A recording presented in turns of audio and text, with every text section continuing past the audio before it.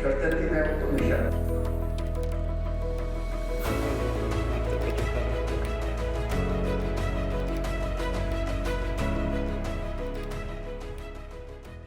እኔ በልጅነታቸው ለማንበብ ከታደሉ ጥቂት የኢትዮጵያ ልጆች ነኝ። አያቴ አስተማሪ ናቸው፣ አባቴ አስተማሪ ነው፣ አጎቴ አስተማሪ ነው። እኛ ቤት የዛሬቱ ኢትዮጵያ ሰርቶ አደር ቀስተ ዳመና የሚባል መጽሔት ስንቶቻችሁ እንደምታውቁ አላውቅም። መስከረም የሚባል ስዕል የሌለው እያነበቡ ካደጉ ኦቨርሎድድ ከሆኑ ሰዎች ነኝ እና በልጅነቴ ካነበብኩት መጽሐፍ አንዱ የኤዞፕ ተረቶች የሚል መጽሐፍ ነው። በኤዞፕ ተረቶች ውስጥ ካነበብኩት መጽሐፍ አንዱ ካነበብኩት ቀልድ አንዱ አንድ ሀገር የአንድ ሀገር ንጉስ ሌላ ሀገር ለመጎብኘት ይሄዳል እና ይሄድና ሰራዊቱን የዛኛውን ሀገር ሰራዊት እንዲጎበኝ እድል ይሰጠዋል። የዛን ሀገር ሰራዊት ሄዶ ከጎበኘ በኋላ ለሰራዊቱ ንግግር ያደርጋል። ለሰራዊቱ ንግግር ሲያደርግ በሀገሩ ቋንቋ አያደርግም፣ በሌላ በራሱ ሀገር ቋንቋ ስለሚያደርግ ይተረጎምለታል እና በጣም ረጅም ቀልድ ያወራል ያ እንግዳው ንጉስ። ከዛ በኋላ ተርጓሚው ሰውዬ አጭር ነገር ተናገረና ሰራዊቱ በሙሉ በጣም ሳቀ እና ሲስቅ እንግዳው ንጉስ ደነገጠና የእናንተ ሀገር ቋንቋ እንዴት አጭር ቢሆን ነው እንዲህ ባጭሩ ተናግረ ሰውን ያሳቀው ሲሉት፣ አይ እኔ ራሴ ቀልዱን መያዝ ስላቃተኝ ንጉሱ የሚያስቅ ነገር ተናግረዋልና ሳቁ ብያቸው ነው እና አይ ቲንክ ረጅም ሰዓት መውሰድ የለብኝም። እግዚአብሔር ይስጥልኝ። እሸታየሁ እባላለሁ። አዲስ አበባ ቀዳማዊ ልጅነት ልማት ፕሮግራም የአፍሪካ ሞዴል ሆኗል። ኦልሬዲ ይሆናል ተብሎ የተጠበቀ አይደለም። ከባለፈው አመት ጀምሮ በአጋሮቻችን የአፍሪካ ላይት ሃውስ ፕሮግራም ተብሎ ተወስዷል። ራሱን እየተናገረ ያለ ፕሮግራም ስለሆነ ብዙ አልልም፣ ግን እዚህ ውስጥ ያላችሁ ሰዎች አንዳንድ ግንዛቤ እንዲኖራችሁ እና ከዛሬው ፕሮግራም ጋር ደግሞ እንዴት እንደምንተሳሰር ትንሽ ለማሳየት ያህል ሞክራለሁ። ፕሮግራሙን የሚያስተባብረው የአዲስ አበባ ከተማ አስተዳደር የስትራቴጂክ ፕሮግራሞች ማኔጅመንት ጽህፈት ቤት ነው እና ስሙ እንደሚነግራችሁ የከተማ አስተዳደሩ በእነኛ አመታት ስትራቴጂክ ፕሮግራሞቼ ናቸው ብሎ ከለያቸው 6 ተግባራት በክብርት ከንቲባ ቀጥተኛ አመራር እንዲተዳደር የተደረገ ፕሮግራም ነው። ለዛም በርካታ ምክንያቶች አሉት። አንዱ የፕሮግራሙ ተፈጥሮ ነው። እንደምታውቁት የቀዳማይ ልጅነት ልማት ጉዳይ ብዙ ጊዜ ወደ አንድ ጫፍ ተለጥጦ ነው የሚወራው። ከትምህርት ሚኒስቴር፣ ከትምህርት ቢሮ፣ ከትምህርት አካባቢ የመጡ ሰዎች የኢሲሲኢ ኮንሴፕት ላይ በጣም ያተኩራሉ። የቀዳማይ ልጅነት ትምህርት ላይ በጣም ያተኩራሉ። ከእናቶች ከሴቶች ሚኒስቴር የመጡ ሰዎች ደግሞ ከእናቶች መብት አንጻር ከህፃናት መብት አንጻር ለጥጠውት ወደ አንድ ጫፍ ይወስዱታል። ከጤና አካባቢ የመጡ ሰዎችም የክትባት መብት፣ የህፃናት ክብካቤ መብት፣ የቅድመ ወሊድ ክትትል፣ የድህረ ወሊድ ክትትል ወዘተ የሚለው ላይ ይለጥጡታል። ስለዚህ በጣም በየስፔሻሊቲው ተለጥጦ ኮምፕሬሄንሲቭ መሆን አልቻለም ነበረ። አሁን ምንድነው ያደረግነው? በአዲስ አበባ ከተማ ደረጃ ሁላችሁም ስቴክ አላችሁ፣ ግን በተቀናጀና በተደራጀ መንገድ ዋና ዋና ሀሳቢዎች ላይ አንጠላጥለ ነው ወይም በደንብ ሰድረ ነው መስራት ብንችል ፕሮግራሙ የተሳካ መሆን ይችላል በሚል መረዳት ነው የተወሰደው። አንዱ ይሄ ነው፣ ኮምፕሬሄንሲቭ ነው፣ ኢንቲግሬትድ ነው። በዚህ ምክንያት ለየሴክተሩ ከምንሰጠው ሰብሰብ አድርገን ሌሎችን በኋላ በማነሳቸው ምክንያቶች የከተማው ስትራቴጂክ ፕሮግራም ሆኖ ቢታይ ጥሩ ነው በሚል እሳቤ የተወሰደ ነው። ሁለተኛው ስትራቴጂክ ፕሮግራም የሆነበት ምክንያት ነገርየው በራሱ ስትራቴጂክ መሆኑ ነው። ተፈጥሮው ራሱ በህፃናት ላይ የምንሰራው ስራ በትንሽ ኢንቨስትመንት ዛሬ በመስራት ሀገርን ከመሰረቱ መቀየር የሚችል ዲስራፕቲቭ የሆነ ትራንስፎርማቲቭ የሆነ አጀንዳ በመሆኑ ምክንያት እንደ ሴክቶራል ኢኒሺዬቲቭ መያዝ የለበትም። ይልቁንስ ስትራቴጂክ ሆኖ የትውልድን ስብራት ከመሰረቱ ለመጠገን የሚያስችል ስራ አድርገን ብንመለከተው የበለጠ ውጤታማ ይሆናል ተብሎ ስለታመነበት ነው። ሌሎችም በርካታ ምክንያቶች አሉ። አለፍ አለፍ እያልኩ እነሱን ለማንሳት ሞክራለሁ። በ2019-2020 አካባቢ ነው ታሪካዊ ዳራውን ለእናንተ ለመንገር። በ2019-2020 አካባቢ ምንድነው ሀፕን ያደረገው? የቀዳማይ ልጅነት ልማት በተቀናጀ ፕሮግራም ሌቭል የኢሲሲኢ ወይም ደግሞ ኤምሲኤች ወዘተ ከሚሉት ይልቅ በተቀናጀ ፕሮግራም ሌቭል በከተማ ውስጥ ከዴቨሎፕመንት ኦፍ ትራክ ከመሆን ወይም ኦን ትራክ ከመሆን ስሌት አንጻር በአዲስ አበባ ከተማ ደረጃ በምን ሁኔታ ላይ ይገኛል የሚለውን ለመዳሰስ ተሞከረ ማለት ነው። ሶ ይሄኛው በህፃናት ዙሪያ የምንሰራቸው የተለያዩ ስራዎች ሄደው በድምሩ የአንድን ህፃን የእድገት ሁኔታ ነው የሚያቀኑት። ካይንድ ኦፍ ዲዳክቲቭ ሎጂክ ነው የወሰድነው እና በልጆች የእድገት ሁኔታ ላይ ምን አይነት ውጤት ተገኘ የሚል ዳሰሳ ተካሄደ። ይህ በሚካሄድበት ጊዜ በርካታ በህፃናት ላይ የምንሰራቸው ስራዎች አሉ።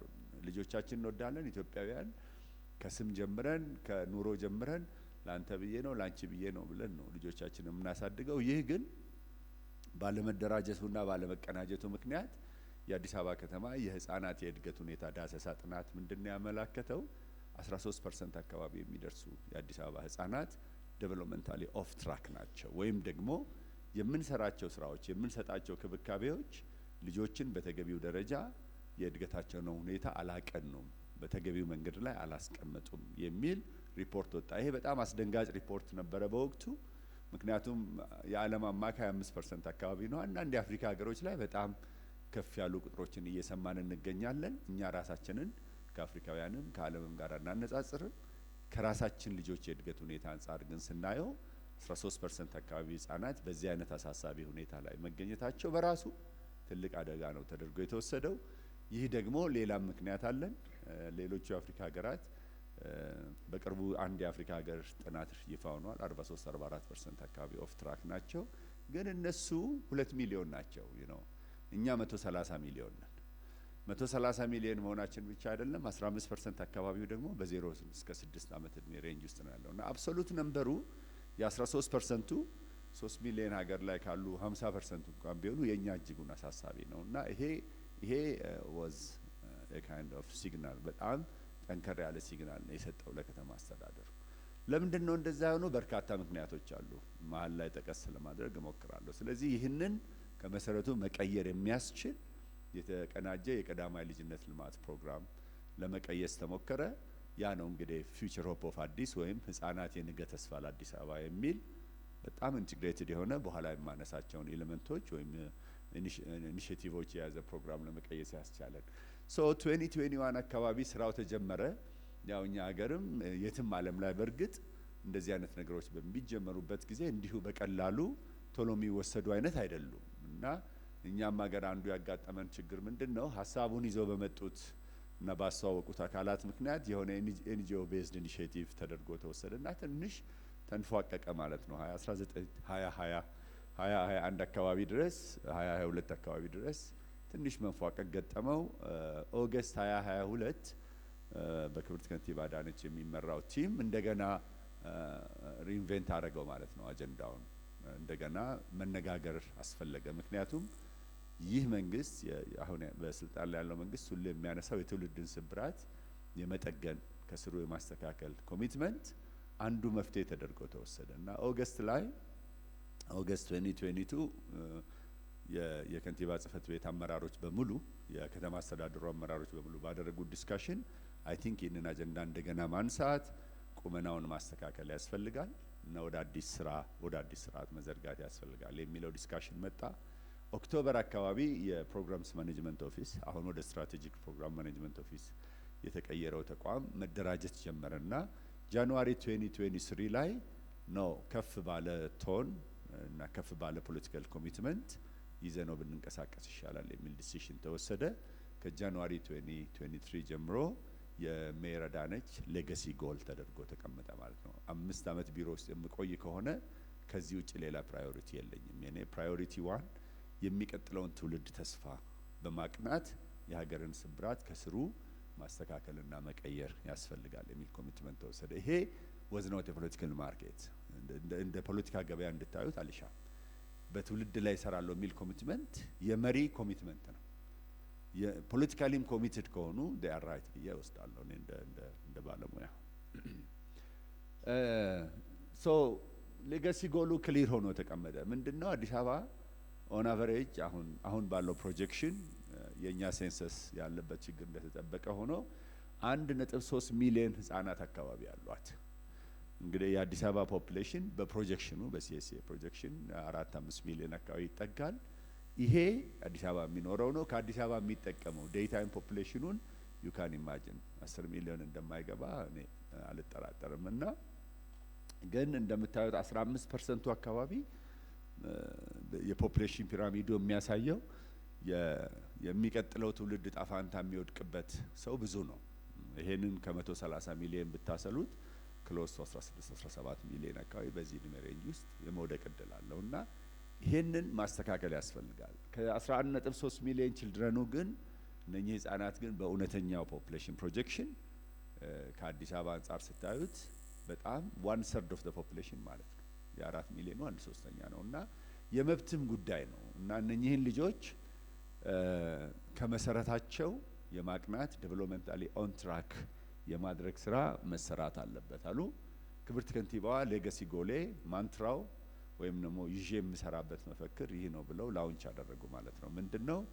ቱ ሜክ አዲስ አበባ ዘ ቤስት ሲቲ ቱ ሬዝ ችልድረን፣ በአፍሪካ ውስጥ ህጻናትን ለማሳደግ የምትመች ምርጧ ከተማ ማድረግ አለብን የሚል ኮሚትመንት ወሰዱ ማለት ነው። እና ይሄ ኮሚትመንት ለሁላችንም ብዙ ትርጉም ነው የሰጠን። እሳቸውንም ጠይቀናቸዋል። ለምን ለህፃናት ብቻ ስንል ለህፃን የተመቸ ለማን ነው የማይመቸው ነው መልሳቸው። በጣም አጭርና ግልጽ መልስ ነው። ለህፃን ከተመቸ ለአዋቂ ይመቻል፣ ለእናት ይመቻል፣ ለአዛውንት ለአረጋውያን ይመቻል። እና በዛ ኢምፕሊኬሽን ውስጥ የተቀመረ በጣም ላለፉት 2-3 አመታት ኢፌክቲቭሊ ኮሚኒኬት ያደረግነው ብቻም ሳይሆን ደግሞ በተግባር እየተረጋገጠ ያለ ነው እና በኋላ የተወሰኑ ማሳያዎችን ይህንን እንዴት ኦፕሬሽናላይዝ እናደርገዋለን፣ እንዴት እንደዚህ አይነት ከተማ መገንባት ይቻላል፣ ለህፃናትስ የሚመቸው ነገር ምን ሲሆን ነው የሚለው ላይ ዲስከስ ተደርጓል። እና እሳቸው ምንድነው ብለው ዳይሬክሽን ያስቀመጡት ባይ 2026 በዚህ አመት መጨረሻ ሁሉም የአዲስ አበባ ህፃናት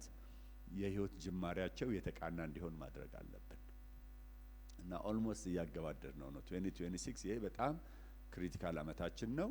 እውነት ወደዚህ የሚሄዱ ነገሮች አሉ ወይ ዝም ብሎ ፉከራ ነው የሚለውንም በኋላ በቁጥሮች ደግፌ አነሳለሁ። ይህንን ለማድረግ እንግዲህ ምን ብንሰራ ነው ወይም ምን ተግባራት ቢካተቱ ነው እንደዚህ አይነት ለልጆች የተመቸች ምርጥ አፍሪካዊ ከተማ ማድረግ የምንችለው የሚለውን 6 ኪ ኢኒሺዬቲቮች ተለይተዋል። እነኚህ ኪ ኢኒሺዬቲቮች አውት ኦፍ ዘ ብሉዝ ወይም ደግሞ አውት ኦፍ ሊትሬቸር የመጡ አይደሉም።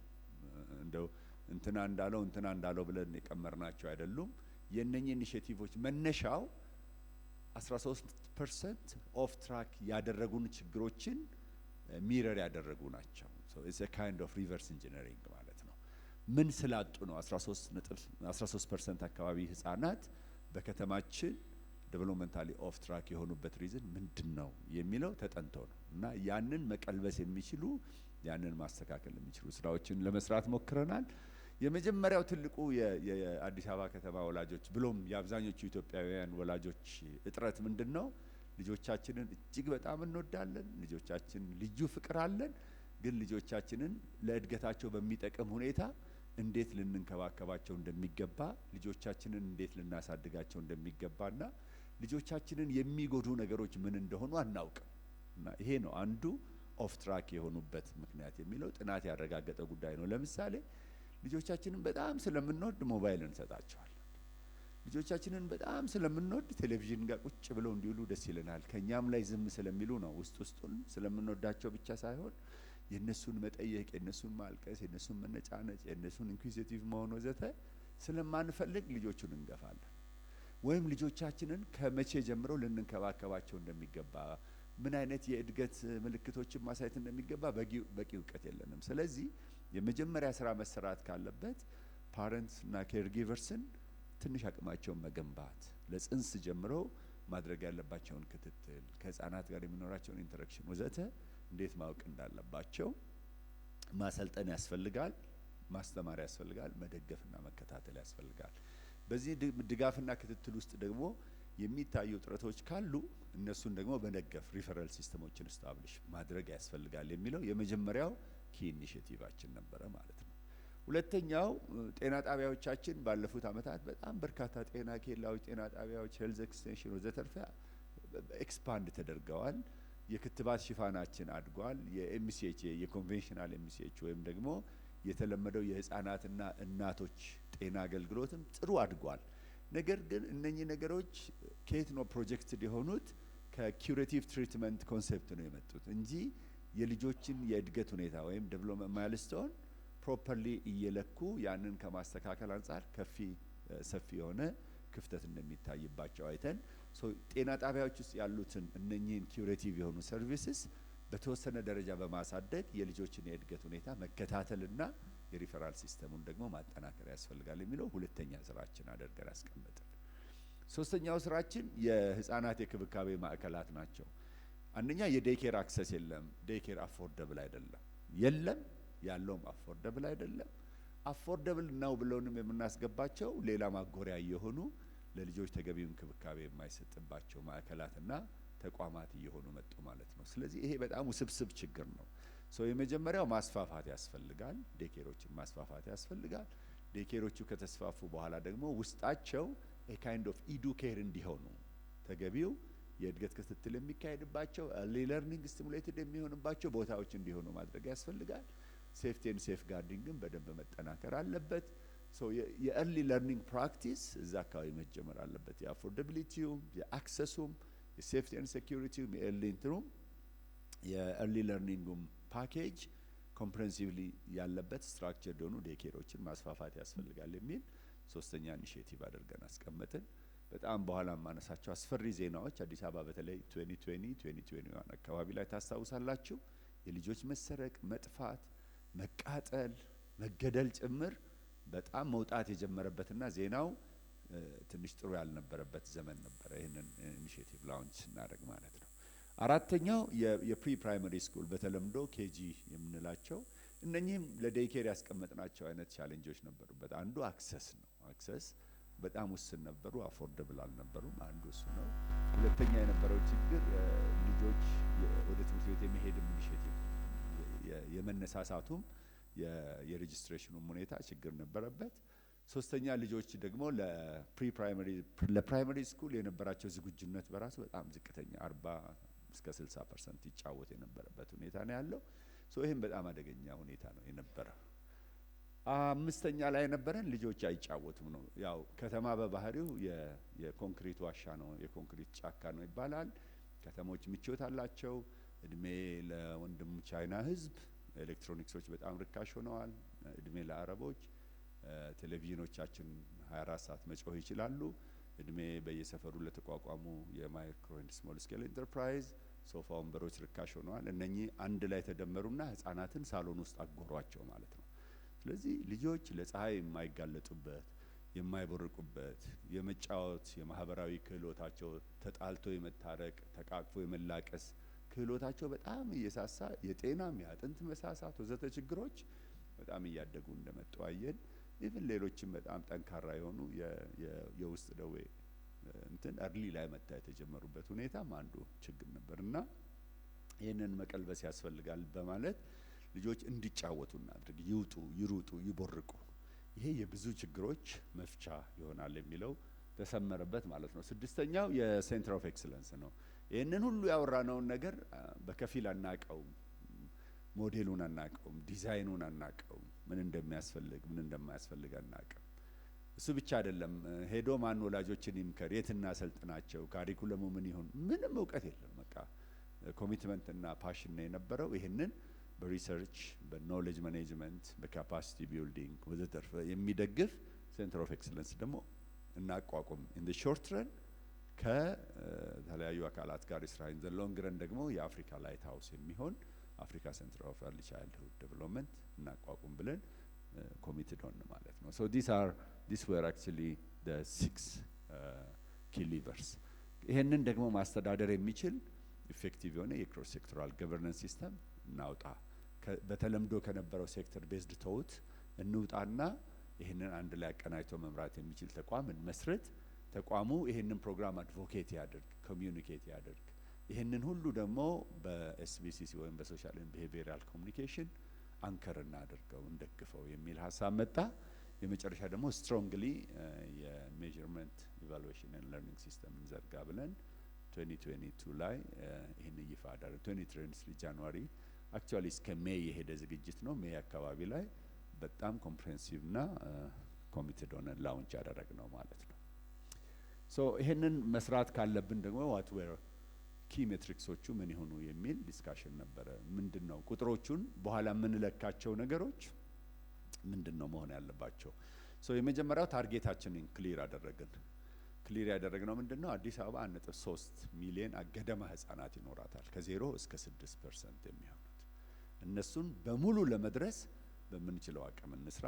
ግን ደግሞ እየሰራን እየተማርን እያስፋፋን እያገለገልን ስለምንሄድ ቅድሚያ የምንሰጣቸው 330 ሺህ አካባቢ ቨልነራብል ሃውስሆልድስ አሉ።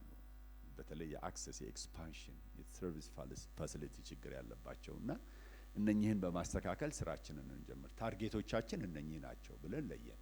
ቅድም ያልኳቸውን 6 ኢኒሼቲቮችም ኳንቲፋይ አድርገናቸዋል። ለምሳሌ ሃውስሆልዶችን ሄደን ፓረንትና ኬር ጊቨሮችን ወላጆችና አሳዳጊዎችን የምናሰለጥን ከሆነ ማን ያሰልጠናቸው?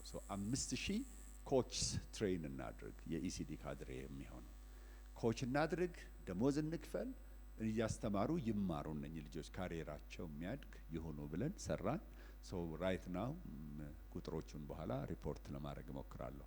101 አካባቢ ያኔ በነበረው የአዲስ አበባ ባውንደሪ ምክንያት 101 አካባቢ ጤና ጣቢያዎች አሉ፣ ኮንቬንሽናል ኤምሲኤች ሰርቪስ የሚሰጡ። እነሱንም ትራንስፎርም እናርጋቸው እና የተለመደውን አይነት ሳይሆን በዴቨሎፕመንት ማይልስቶን እሳቤ የልጆችን እድገት እየለኩ ጭምር የሚሰጧቸው የእናቶችና ጤና አገልግሎት ታች ፖይንቶች በሙሉ እዛ የሚረግጠውን ህፃን ያጫውቱ፣ ዴቨሎፕመንት ማይልስቶኑን ቼክ ያደርጉ ብለን ታርጌት አደረግን ማለት ነው። አዲስ አበባ ላይም 12000 ፕሌይግራውንድ እንገንባል። በጣም ሂውጅ ቁጥር ነው። ለምን 12000 ለምን 13 አልሆነም ለምን 11 አልሆነም የሚል ጥያቄም አላችሁ። እሱንም በኋላ ትንሽ ነክቼው አልፋለሁ ማለት ነው። ሶ እነኚህ ትራኪንግ ሜትሪክስ ተለይተው ታርጌቶቹ ግልጽ ተደርገው ተቀመጡ። ፕሮግራም ላይፍ ሳይክላችንንም አስቀመጠን። እንግዲህ ኢሲዲ እንደ ዓለምም በጣም ስር የሰደደ ሳይንስ አይደለም፣ የከረመ ሳይንስ አይደለም።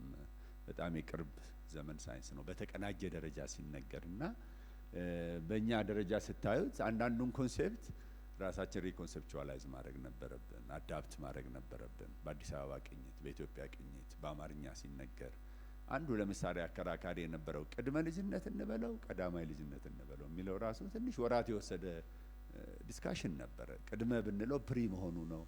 አይ ቀዳማይ ስንለው ገና ሰው አይለምደው፣ ምንድነው ደግሞ ቀዳማይ እያልን የሰርጽ አይነት ሰዎች ደግሞ ቢኖሩ ቀዳማይ የሚለው ቃል ቀደመ ከሚለው ግዕዝ የመጣ ሲሆን ቀደመ ማለት አስከተለ ምናምን ሊሉን ሲል ነበረ። ይህንን ሁሉ ትንሽ ፎርም ለማድረግ ጊዜ የወሰደበት ሁኔታ ነበር። ሰው ኮንሴፕቹዋላይዝ ለማድረግ ትንሽ ጊዜ ወስዶብናል።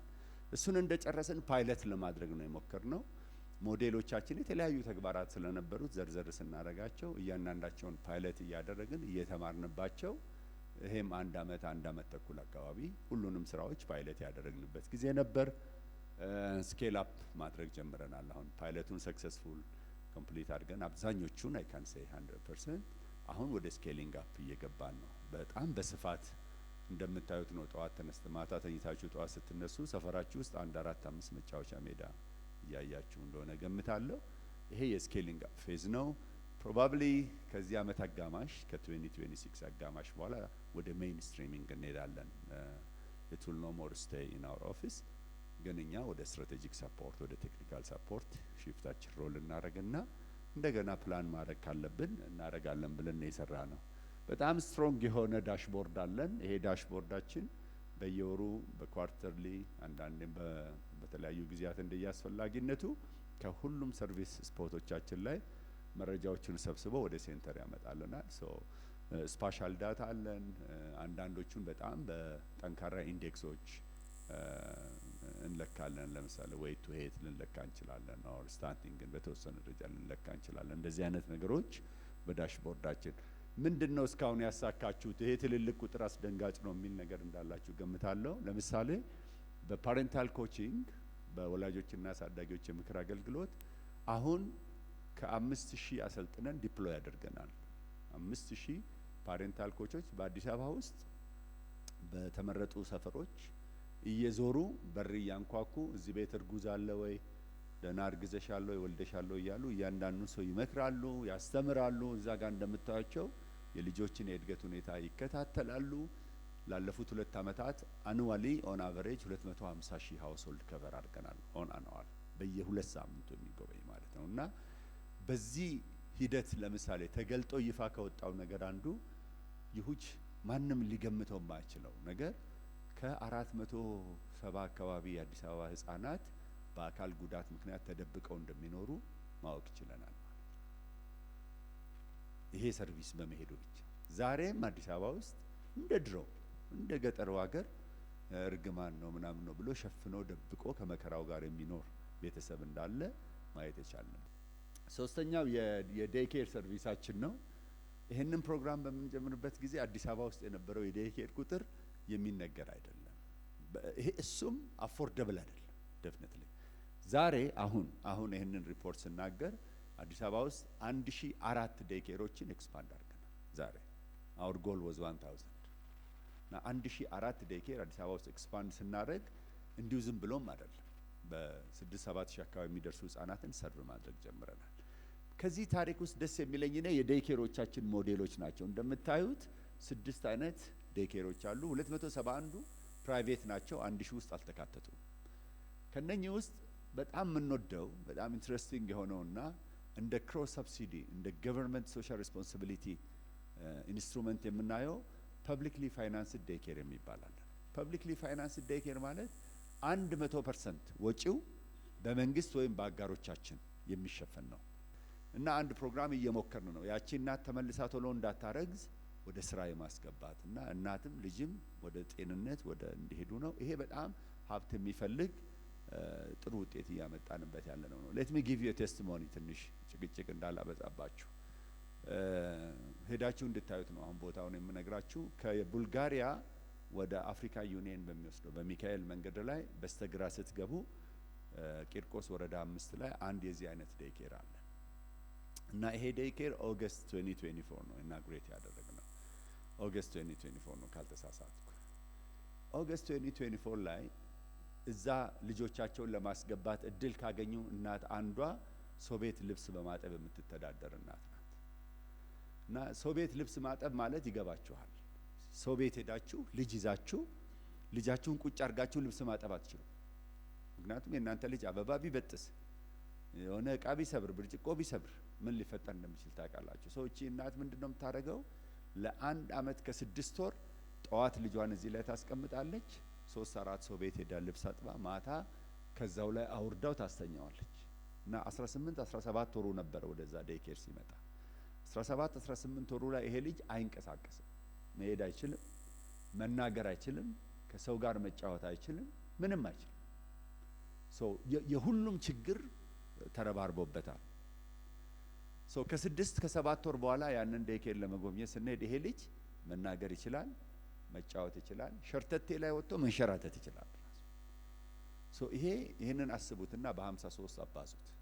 አሁን 53 አካባቢ ስላለን በሚቀጥሉት 2 ዓመታት ይሄንን 259 የማድረስ እቅዳለን። በጣም ኢንቴንሲቭ ነው፣ ሪሶርስ ኢንቴንሲቭ ነው፣ ግን የፖለቲካል ኮሚትመንቱ ስላለ አሁን እያስኬድ ነው ያለነው አይነት ነው።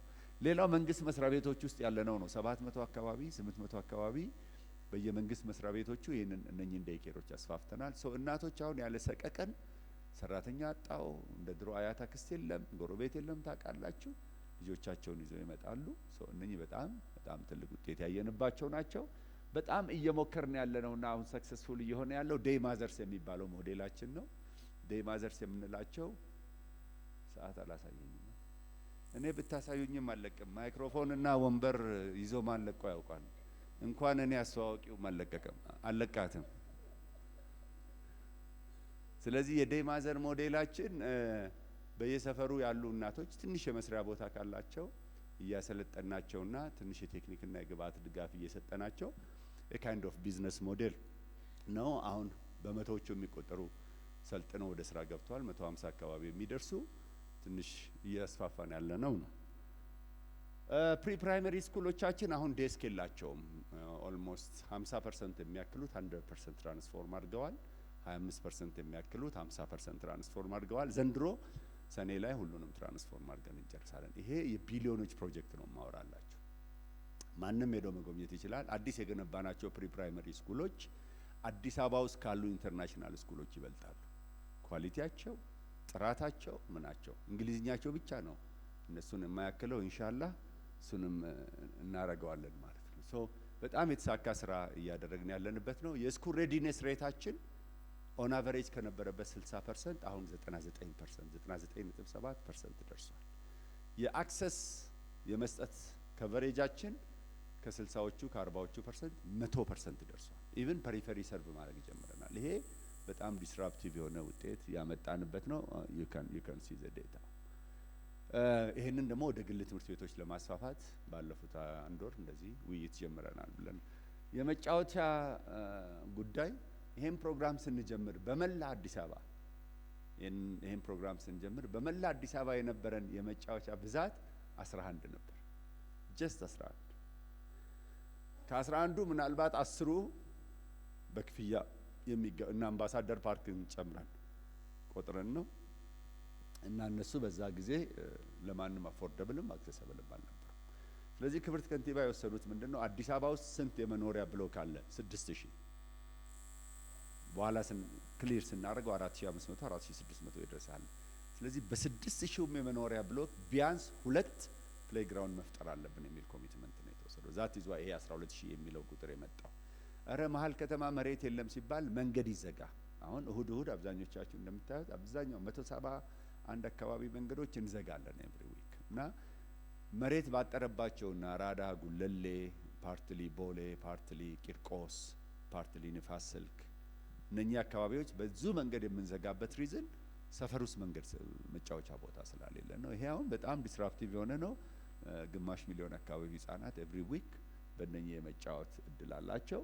የት ነው ያሉት ካላችሁት ይኸውና የቅድሙ ዳሽቦርድ እንደዚህ አይነት ስፓሻል ዲስትሪቢዩሽን ይሰጠናል።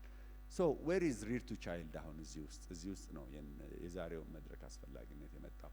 ሁሉም ኢኒሼቲቮቻችን በአራት ፒላሮች ላይ አንከር ያደርጋሉ። ጤና ጣቢያ ሂዱ፣ ፓሬንታል ኮቺንግ ጋር ሂዱ፣ ዴይ ኬር ሂዱ፣ ትምህርት ቤት ሂዱ። አንዱ ኢንቲግራል ኤሌመንት ሪዲንግ ነው። ሁሉም ጋር ማንበብ አለ። ፓሬንታል ኮቾች ሲሄዱ ወላጆችንም አሳዳጊዎችንም ከሚያስተምሩት ነገር አንዱ እባካችሁ ለልጆች አንብቡ፣ ልጆች ከሆድ ውስጥ ጀምረው ይሰማሉ የሚለው ነገር ነው። ሁለተኛው ነገር መጫወቻ ሜዳም ሲሄዱ የማንበብ ፕራክቲስ እንዲኖር፣ ትምህርት ቤት ሲሄዱ እንዲነበብላቸው። እነኚህ የሪዲንግ ኤሌመንት አክሮስ ዘ ቦርድ ኢንቲግራል ፒለራችን ነው ማለት ነው። ሌላው ፕሌይ ነው። የዛሬው ስብሰባ ስለማይመለከተው ብዙ አላነሳውም፣ ግን ፕሌይን በጣም ቃኝተነዋል አዲስ አበባ ውስጥ። ሁላችሁም ድሮ ፕሌይ ሲባል ወደ አእምሯቸው የሚመጣው ረጅም መንሸራተቻ 6 የሚሽከረከር ወንበር፣ ባለ 4 ወንበር ሚዛን ነው። ፕሌይ እንደሱ እንዳልሆነ አይታችኋል። ቅድም ጉቶ ላይ አሸዋ ላይ ሞተር ስኪላቸውን፣ ኮግኒቲቭ ስኪላቸውን፣ አቲቲዩዳቸውን ጭምር የሚያሳድጉበት ስፍራ እንዲሆን ለማድረግ የዲዛይን ያለፉት አመታት አስቸጋሪ ስራ የሰራንበት ነው። ሌላኛው የሶሻል ኤንድ ቢሄቪየራል ኮሚኒኬሽን ነው። ልጅ ላይ ለመስራት ወላጅ ላይ መስራት ነው ትግሉ። እባካችሁ ልጆቻችሁን አትቆጡ ለማለት ራሱ ተቆጥተን ነው የምንነግራቸውና ይህንን ማስተካከል በራሱ በጣም ነው። አራተኛው እንግዲህ ሁሉም ጋር ክሮስ እንትን ያለው ኤጅ አፕሮፕሪየት የሆኑ ስራዎችን መስራት ነው። ሶ ዲስ አር አወር 4 ፒለርስ። ስለ ሪዲንግ ስናነብ ሪድ ቱ ቻይልድ ካምፔይን የሚባል ሰፖርቲቭ ሲስተም አለ። ለርን ስሉ ፕሌይ ሪድ ቱ ቻይልድ የምንላቸው ፒላሮች አሉን። ሪድ ቱ ቻይልድ ኦብጀክቲቫችን ምንድን ነው? እኛ የማንበብ ጥቅም ያው በዛ በኩል ያለው ነው ሁላችሁም የምታውቁት። የማንበብ ጥቅም እናቅና አናነብም ስለሆነ የኛ ኦፊስ በጣም ፑሽ የሚያደርገው አንደኛ ሪዲንግ ካልቸሩን ኢንስቶል እናድርግ። የማያነብ ወላጅ አንብቡ ማለት የለበትም። ወላጆች ጭምር ማንበብ ይማሩ፣ ለልጆች እናንብብ፣ ትምህርት ቤት ይነበብ። አሁን ማመን አትችሉም፣ በሁሉም የአዲስ አበባ የመንግስት ትምህርት ቤቶች አትሊስት በሳምንት ሰኞ ጠዋት ለልጆች ይነበባል። አብዛኞቹ ትምህርት ቤቶች አሁን በሳምንት ሁሉንም ቀን ያነባሉ። ግን ችግር እያጋጠመን መጥቷል። ምን እናንብብ? የለም፣ መጽሐፍ የለም። ያለፈው አመት የኔ ኦፊስ ከ5 ሚሊዮን ብር በላይ መድቧል መጽሐፍ ለመግዛት የለም። ስለዚህ በኋላ ኢትዮጵያ ሪድሶች የሚያነሱት እኔም ትንሽ ቆይቼ የምጠቅሰው ኢኒሼቲቭ መጣ ማለት ነው። ሶ ሪድ ቱ ቻይልድ ላይ የሪሶርስ ሊሚቴሽን አለ፣ የመጽሐፍ ሊሚቴሽን አለ። ኦተሮቻችን በተገቢው መንገድ እየጻፉ አይደሉም፣ ቢኮዝ የሚደግፋቸው ሲስተም የለም። ከዛ በኋላ ደግሞ ካልቸሩም የለም እና በየቦታው መጽሐፍ የማስቀመጥ ስራ እየሰራን ነው። አሁን ጤና ጣቢያዎቻችን ውስጥ 20 አካባቢ ጤና ጣቢያዎች ውስጥ ሪዲንግ ኮርነር ኢንስቶል እያደረግን ነው። ይሄንን ፓሬንታል ኮቾች ሲሄዱ ለልጆች እንዲያነቡ በሚሊዮኖች መጽሐፍ እየሰጠን ነው። ዛሬም ከዚህ ቤት እኔ 5 ሚሊዮን መጽሐፍ ጠብቃለሁ። ወይ ሼልፋችሁ ላይ ያለውን ስጡን፣ ወይ ኪሳችሁ ላይ ያለውን ስጡን፣ ብቻ ስጡን። መጽሐፍ የለም ለልጆች አንብቡ ስንል መጽሐፍ የለም፣ ትምህርት ቤት ውስጥ መጽሐፍ የለም። በሆነ መንገድ መጽሐፍ ማግኘት አለብን። ይህንን ስራ ስንሰራ ፓርትነሮች አሉን። እንግዲህ ይሄ ሁሉ ስላለ ነው እንደምትሉ ገምታለሁ፣ ግን ይሄ ሁሉ ስላለ አይደለም። በኋላ በጀቱን እነግራችኋለሁ። ቢግ ዊን ፊላንትሮፒ በጣም ትልቁ አጋራችን ነው። ታውቁታላችሁ። ዶክተር ከሰተ ብርሃን አድማሱ የቀድሞ የኢትዮጵያ ጤና ሚኒስትር ሲኢኦ ናቸው። እሳቸው ናቸው ይህን ሀሳብ ወደዚህ ይዘው የመጡት። በጣም በዚህ ውስጥ አፕሪሼት እናደርጋቸዋለን። በርናርድ ቫሌር ፋውንዴሽን፣ አሁን ቫሌር ፋውንዴሽን የተባለው በኢሲዲ ዙሪያ 50-60 ዓመት የሰራ ተቋም ነው። ብዙ ያግዙናል። ሂልተን ፋውንዴሽን ቅድም ያልኳችሁን ይሄ ፐብሊክሊ ፋይናንስ ዴይ ኬር እና የእናቶችን ሞዴል ፕሩፍ እያደረግን ያለንበትን ገንዘብ ይሰጠናል። ሂልተን ሆቴል ብቻ አይደለም ማለት ነው ለኛ። ሌጎ ፋውንዴሽን የመጫወቻ እቃዎችን ይሰጠናል። ፓርትነር ፎር ቼንጅ የሚባለው ክህሎት ይሰጠናል፣ አንዳንድ ሀብቶች ይደግፈናል። ኤልማ ፊላንትሮፒስ የዴይ ኬር ሲስተማችንን መልክ በማስያዝ በጣም ያግዘናል። ኢትዮጵያ ሬድስ አሁን መጥቷል። እንግዲህ የመጀመሪያውን ኢንጌጅመንት ዛሬ ይፋ እናደርጋለን ከኔ ንግግር በኋላ። ክሊንተን ሄልዝ አክሰስ ኢኒሼቲቭ በተለይ በአካል ጉዳተኞች ህጻናትና በአክሰስ ኢኩዊቲ ላይ በጣም አብሮን ይሰራል። አንድ ስሙ ያልተጠራ ሰው እዚህ ቤት አለ ዛሬ እኔም ከእናንተ ጋር እሰራለሁ ብሎ ሻይ ቡና ላይ የሚያወራኝ ሰው ካለ እሱ የሚቀጥለው አመት ሳሚት ላይ እዛ ጋ ስዕሉን ወይም ፎቶውን ወይም ስሙን ወይም ሎጎውን እለጥፋለሁ። በእምነት ግን 1-2 ሰው እንደማገኝ እኔ ተስፋ አለኝ። ከኢትዮጵያ ሪድስ ጋር ምን ሰራችሁ የሚለው እነሱ ቅድም ጠቅሰውታል። በጣም ኢንትረስቲንግ የሆነው ለመጀመሪያ ጊዜ 20 መጽሐፍ ታጽፈናቸዋል ዘንድሮ።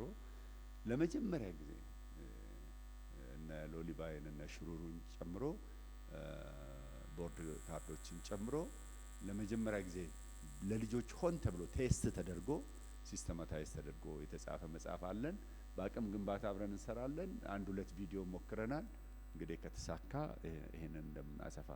ይሄን ሁሉ ብር ከየት ታመጣላችሁ ነው? እና ፖለቲካል ኮሚትመንት ወይም የአዲስ አበባ ከተማ አስተዳደር ክብርት ከንቲባ ሌጋሲ ጎል ሲሆን በዚህ ፖለቲካል ባይን ውስጥ ስናልፍ ብታምኑም ባታምኑ የዚህ ሁሉ ስራ 70-80% በጀት የተመደበው ከራሱ ከከተማ አስተዳደሩ።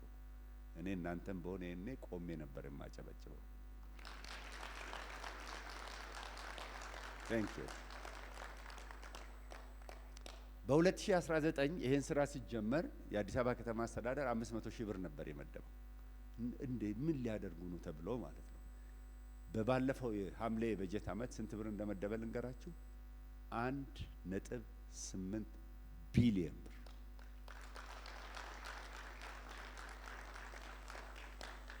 ከሁሉም አጋሮች ቅድም ስማቸውን ከጠራሁት በሙሉ ያገኘ ነው ሲደመር 1-2 ቢሊዮን ብር ነው።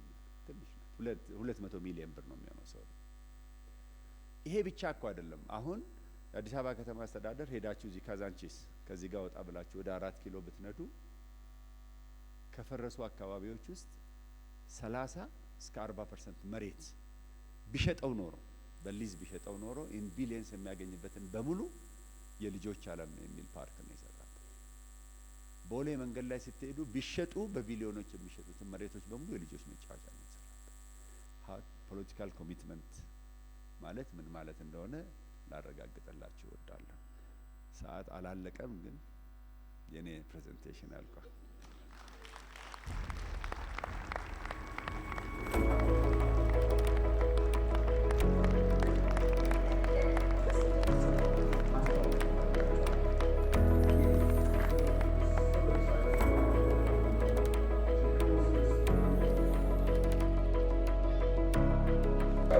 Shortcutting